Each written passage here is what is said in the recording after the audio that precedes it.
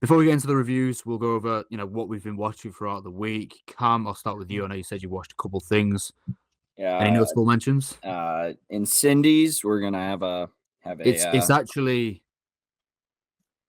Isn't it like Adamson D? Ignore me. It's It's French. Adamson D. Yeah, Adamson D. All right, Yeah. I am. Uncultured swine. Yeah, I'm a bigot. I'm sorry. I don't blame it. I don't think they ever say it out loud, and it's like a different language. No, they definitely I was gonna call it Incendies as well. On Cindy, we watched that. Obviously, part of the Patreon will be releasing a review each week, picked by the people. And so that is the review for the week. So we'll get into that. You'll see that on Thursday, most likely, or someday. I don't know. But Thief was the big one. I watched Thief. I gave it a 93. I really loved it. The ending was like, all of a sudden, they're on the beach. I'm gonna spoil Thief. I'm sorry. They're on the beach. 40 years old at this point.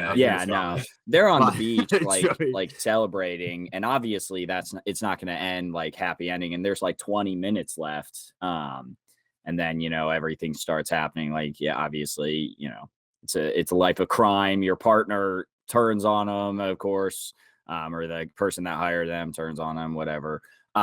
And it felt like that happened in like 10 minutes, and it just felt a little fast. And also, I think the ending is the best thing in the film, to be honest. I love it. I mean, I liked the ending. I liked the ending a lot. I think it was just a little fast. And then outside of James Caan and Tuesday Weld, I think her name is, I think all of the acting was kind of shit. I disagree. I think that's just 80s acting. Like, it's the same whenever. That may be true, but I didn't love it. I think I've seen better 80s acting. Isn't this the only 80s film you've seen, though? Empire Strikes Back. Oh yeah, sorry. I'll go look, just Shining. for fun on how many. I don't want to dwell on it too much, but I've seen 42. Sorry, reading's hard. 80s movies, so not a ton, but enough. But now I'm curious how many I've seen. Sorry, so where was it? So they hired a consultant who plays the cop, who was like an ex-thief, right? And he plays the cop in this or something. I'm not going to look up his name. Whatever. They hired him for this movie, and he acted in it. And I'm like, and this is one of those like 15-17 to Paris, where they hired the real people, right? And that's great, and that's good, and that's very like respectful to them, but they're not actors. And I kind of get like similar vibes. Like he was a great consultant. I'm sure he helped a lot, planning out the theft jobs and everything, but he's not an actor. And there's one line, and I completely forget it at this point, but it's really, really bad. So I'll try to find it by the end of the pod. Did you like the interrogation segment? I think that's what I'm talking about. That's like really, I think that's really so bad. funny, though. I think that's funny, though. It's really funny. I mean, I loved the movie. I really, really liked it. I just think there were too many things that kept it from a 5 out of 5 in my opinion. So I put it at 93. That's okay. I don't even know what else I watched. I watched like 2 Adam McKay shorts that are on Letterboxd. Gave them both 3.5. They were like 4 minutes long, each of them, but I don't know why they're on Letterboxd. But there's loads of things like that on Letterboxd. Yeah, exactly. I was like, my Adam McKay, percentage was like a 50 out of or 50%. Sorry. And so I was like, I'm just gonna watch these 2 4-minute shorts and log them on Letterboxd to get my Adam McKay numbers up, to be honest with you. So I just watched them for that reason. Nothing really else of note. I don't need to dwell on it too much, but yeah, it's kind of where we're at. So Tyler, what have you been watching this week? Yeah, so since Knock at the Cabin came out, been trying to tick off some M. Night films, because I've actually seen basically all his filmography, but it's been just so many years. I'd never seen Lady in the Water, though, so I ticked that one off. I actually quite enjoyed it. It's one of the ones similar like The Happening and the Last Airbender, to where its average ratings insanely low. But I haven't seen it in years. I actually quite enjoyed it. People call it his most personal film out of all of his. And then I watched Unbreakable. Loved Unbreakable. And then after that, watched Forrest Gump. So I was back-to-back movies where people could have been the greatest NFL player of all time and just decided to give up that life. And I'm just like, come on, man. Like, I mean, I don't rate Forrest Gump like all that highly. Of course, it is a 4.5, but it's like an 85 out of 100. But 3.5, man, I feel like that's low. I think it's a It's very me. fine movie. I give it a You're 3.5 talking out to of me 5. 3.5. I give it a 3.5. I didn't know Oh, you no, I had give a it 3.5 as well. Oh. I'm on 3.5 as well. Yeah. So maybe Tyler, I do Seth, rate it highly. handshake meme. It's fine. I think it's a fine film. I really don't think it's great though, to be honest. It's one of those movies that I've argued this on TikTok, and a lot of people hate me when I make this argument. I think it ages terribly every time you watch it. Every time you watch it, there's just some other glaring flaw that's just shoved down my throat. Yeah, I've also only seen it once. Yeah. I've only seen It's it once, and I didn't love it. But I think 85, that'll go down for you on a rewatch because I used to have it Maybe. at 4, and then I watched it like a year ago, and then it's like, I don't know, man. It's fine though. It's not a bad film. Like some people hate Forrest Gump, don't they? Because they say it's just blind. I thought people held this thing insanely high, like loved it. They do, but then I mean, yeah, it's the people often 13th think highest it's movie just- on IMDb. Yeah, It's just, people do. It's just pure American propaganda. A lot of people have a problem with it, isn't it? It's just very patriarchal in the way it's presented. Well, yeah, people have a problem with that, but also that like they just like take all these great achievements accomplished by all different kinds of men and women and just basically make one white dude be the guy who like accomplished everything. So it's like kind of like whitewashing a lot of history. It is pretty my much, yeah. 353rd rated movie. Like, People have the same issues with it sometimes they do with like Saving Private Ryan in the way that things are presented and stuff like that. Yeah. In terms of the hero and patriarch and whatever. I don't really care about that stuff, I'll be honest. Like if a film entertains me, I'm not really that bothered. But Right. Yeah, I just think it's too long for what it is. yeah, I agree. Like once he starts running across America, then it just starts to drag. And it's not even that long, is it? Like It's like 2 hours 10, so like not crazy long, Yeah, but like, it's not. not- it's longer than that, man. Yeah, It man. feels- It's trust me, 222 according to Yeah. Letterboxd. it feels feels like longer. 4 hours. Yeah. It feels That's fair. long. But anyways, watch that, and then after Cam's glowing reviews last week, I watched You People and Shotgun Wedding. Both completely mediocre films. Yeah, I'm not watching these films. Yeah. La La Land is now on Netflix, so gave that a rewatch, of course. What's watched that? La La Land, you've heard of it? It's like a Damien you watched it Chazelle. It's like an Nah. indie. But I'm telling you, right? It's like an Well, actually, I have to A24 watch it indie now. film. It's Super underground. Yeah, you should check it out. I think I have to watch it now. To be fair, 'cause it's on the. Well, I say I have to. It's on the collection. It's going to be on the collection. since Joker day one. meme with We'll get you to watch it one day. yeah. People message me about watching it now, and I'm just like, no, because I just want to annoy people, and people ask me all the time to watch it, We'll get and I you to probably watch it will one day. eventually. You'll watch it Eventually. someday, but yeah, Joker I'm meme gonna with watch Dune cigarette, before. you just wouldn't get it. Also watch House Party.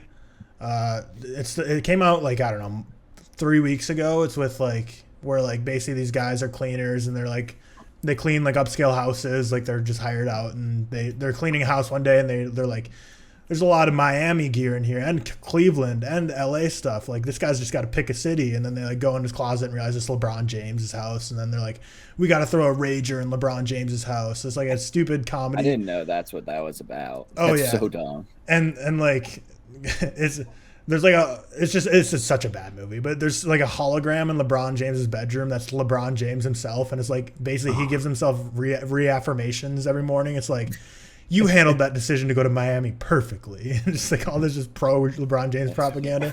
And the dumbest thing ever is he comes back, obviously, like finds out they're throwing this massive party in his house. And he's like, I'm going to call the cops on you. And then he's like, hold on, let me like play you in one-on-one on basketball. And if I win, like you just let me go.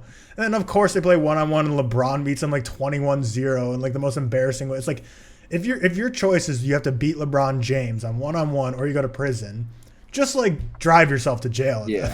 Like, I thought like because in You People there's a scene where like they think Jonah Hill's gonna be terrible at basketball, but then he's sick. But like in a movie that is a LeBron James movie, there's no way LeBron James is gonna allow people to like do anything. He didn't even allow a single layup. Like every single time the dude took a shot, he just like reached his hand up and took it away. He's like, you stupid It's idiot. like a draft day.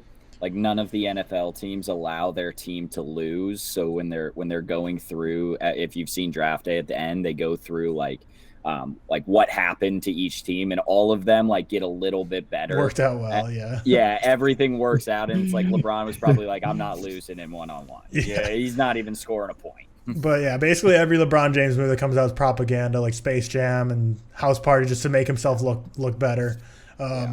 Then watched the new Netflix documentary, Pamela, A Love Story. Very good documentary, just very sad, just brutal life. Watched To Leslie, like the most contentious movie of all year. Very, very average, like fine movie, like very basic plot. Like her performance is genuinely like very good, but But the movie itself is like whatever. It's like she basically wins the lottery, and then like this all happens in the first like 30 seconds of the movie. So it just shows her like winning the lottery. It's like, oh yeah, like on the news, like my life's changed. It's gonna be so amazing. And then of course like you pretty much can expect where it goes from there. She like blows it all, becomes an alcoholic, and then she's like trying to build her life back up. Where did you watch it? I watched it on. I rented it on Amazon Prime Video. Sure. That's a good one. That's funny. And that is all for my movie watching. Just a pause in your eyes, like, oh shit. To be fair, I actually can rent it on Prime. I might watch it today. I'm sure it's an option, but all right. Yeah, whoever's next, whether there's George, I don't know, Seth. George, extra shit for purchasing Puss in Boots on YouTube for $24.99. You purchased it? Hell yeah, I wanted that movie, bro. That shit was. Is YouTube where you normally? Yeah, that's awesome. But wow, go to the theater at that point. You would have loved it. I know. It's been out for a while. George, is YouTube where you keep your digital? Like, is that your digital movies? Is YouTube? I have them all over. YouTube, okay. Amazon, Apple. It's literally just when I Google a movie, whichever one the first, like, you know how it gives you options. Yeah, because it tells you the cheapest. Yeah, exactly. Whichever one is the cheapest, that's usually when I go for. And YouTube, $20 was the cheapest. Yeah, it's not up to. It's not up. It was either you rented. You either rented it for $22.99 or you bought it for $24.99. So yeah, we had this discussion before. That's always a pound. If it's like a pound difference, yeah, literally. So at that point, I was like, "Fuck it! If I really like this movie, I'm gonna eventually buy it." So like, I really liked it, so now I have it. I also watched Adamson Visuals, obviously, which is the Patreon selection of the week, which we will talk about in our other Real Quick episode.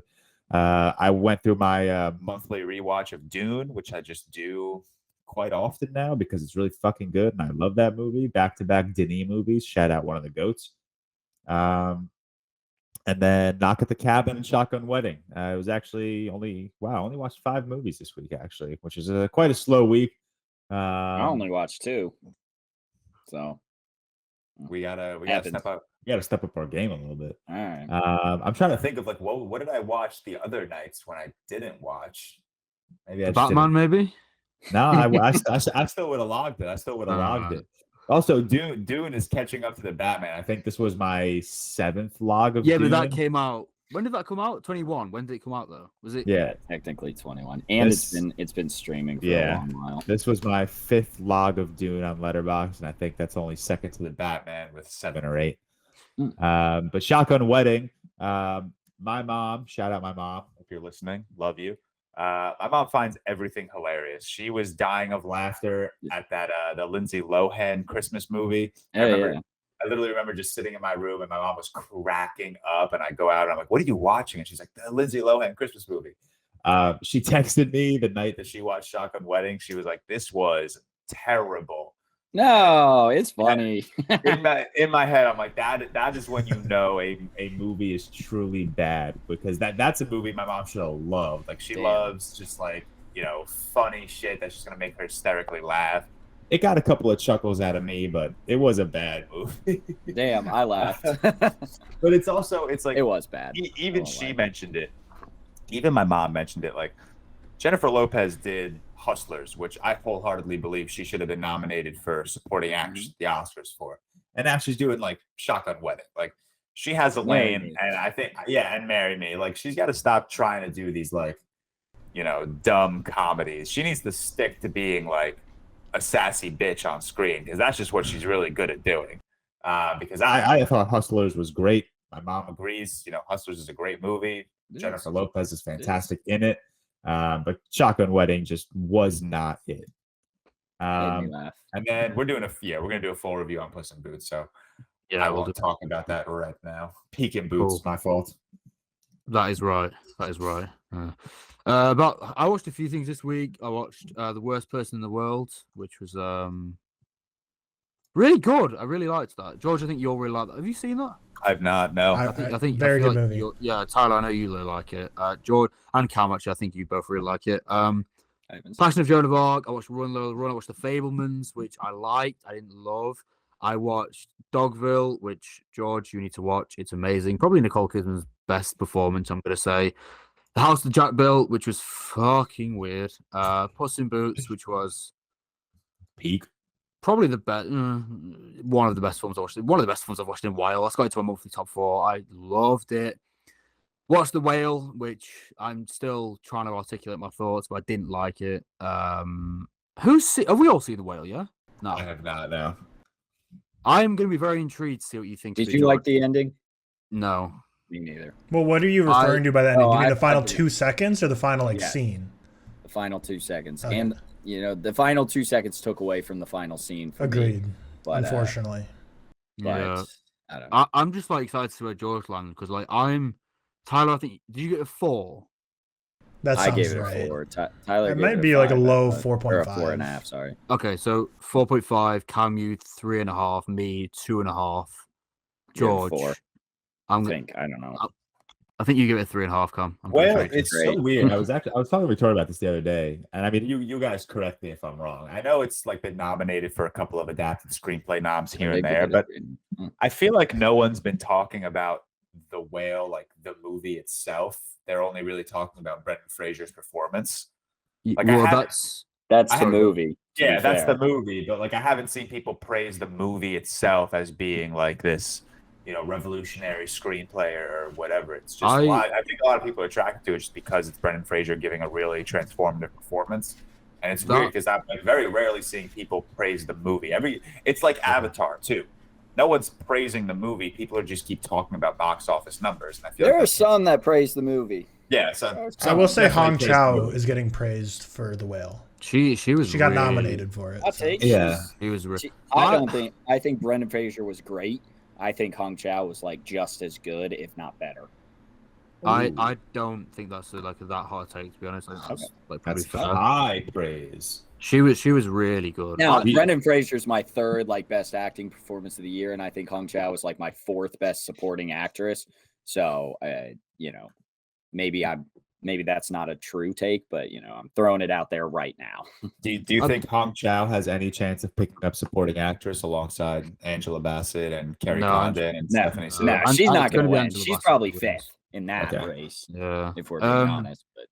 But yeah, in terms of the film, honestly, obviously it's just an opinion, but aside from the fact I kind of thought it was quite cruel, I think it's and again, someone messaged me about this because I said this in my initial reaction on my story that I thought it was like a spectacle around his pain and look how fat this guy is, rather than creating empathy for the character with an audience. That was kind of my main issue with it. And I also thought some of the lines were just not very good, and I think my 2.5 is mainly for the actual performances on screen. If Brendan Fraser and Hong Chow specifically weren't there, it really for me would have been like a 1.5. It was a completely. Did you like Sadie Sink? It's hard to like someone who's just a bitch. Yeah, Tyler's most hated character of 2022. She's an ass, but I like nothing. Nothing as an actress, but when you watch it, it's she's genuinely the most cruel character of the year of the decade. Yeah, she was fine, actress wise, but it's also hard to say that when it's she was just a fucking bitch. She was horrible to him. Hey, and then obviously I watched Incendie, whatever it's fucking called. Incendie, which we'll speak about. But yeah, I had a pretty good week in terms of watching stuff like that.